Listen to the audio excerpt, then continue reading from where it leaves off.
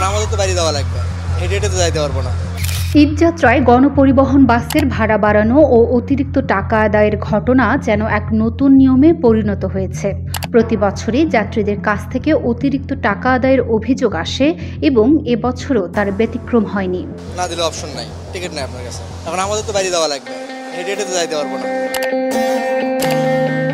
বিশেষ করে ঢাকা উত্তরবঙ্গ রুটে এসি বাসগুলোর ভাড়া গত মাসের তুলনায় 700 থেকে 1500 টাকা পর্যন্ত বেড়েছে। যাত্রীদের অভিযোগ, কাউন্টারম্যানরা শুধু ভাড়া বাড়ানোর ক্ষেত্রেই সীমাবদ্ধ নেই, তারা বকশিসের জন্য চাপ দিচ্ছেন। গত 13 মার্চ রাজধানীর নদ্দায় সৌদিয়া বাসের কাউন্টার থেকে 1900 টাকা দিয়ে টিকিট সংগ্রহ করতে গিয়ে যাত্রী জুবায়ের আহমেদ 2000 টাকা দিয়েও বাকি টাকা ফেরত পাননি। এর পরবর্তীতে কাউন্টারম্যান তাকে 100 টাকা বকশিস দিতে বলেন। পরে বাধ্য হয়ে আরও 50 টাকা সহ মোট 150 টাকা দিতে হয়। এই ধরনের পরিস্থিতি শুধু একবার নয়, বরং বারবার ঘটে আসছে। ঈদে ভাড়া বাড়ানোর এই চিত্র শুধু ঢাকায় নয়, দেশের অন্যান্য রুটেও একই রকম দেখা গেছে।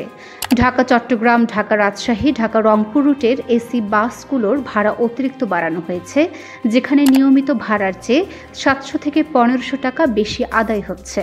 বিআরটিএ এই ধরনের অতিরিক্ত ভাড়া আদায়ের বিরুদ্ধে প্রতিবারই ব্যবস্থা নেওয়ার কথা বললেও বাস্তবে তার কোনো প্রভাব দেখা যাচ্ছে না।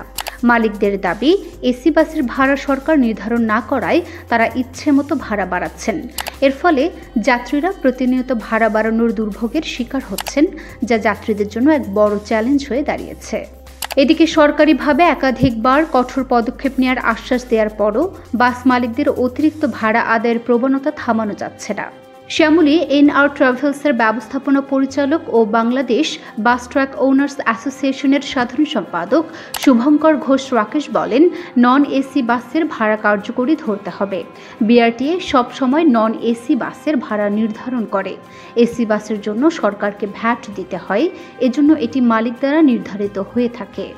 অভিযোগগুলো জানালে বাংলাদেশ সড়ক পরিবহন মালিক সমিতির মহাসচিব সাইফুল আলম বলেন, আমি এখনই সরাসরি মালিকের সঙ্গে যোগাযোগ করছি এবং আমি ওই কাউন্টারের লোক পাঠিয়ে দেখব এই কাজটি কেন করা হয়েছে। ভাড়ার বিষয়ে তিনি বলেন, নন এসি গাড়িগুলোতে সরকার নির্ধারিত যে ভাড়া আছে, সারা বছর তার থেকে কম ভাড়ায় গাড়ি চলে। আমি বোঝাতে চাচ্ছি বিনয়ের সাথে যে এটা অতিরিক্ত ভাড়া হিসেবে আমরা গণ্য করতে চাই না। এই কারণে যে ওইটা একটা রিজন হলো একমুখী খালি আসে, আরেকটা মুখী হলো যে ঈদের সময় আমরা গাড়ির কম অধিক প্রতিটা বসে সমান সমান থাকা। প্রকৃতপক্ষে কোনো মালিক, আমি একজন মালিক হিসাবে বলতেছি, ঈদের সময় লাভবান হয় না।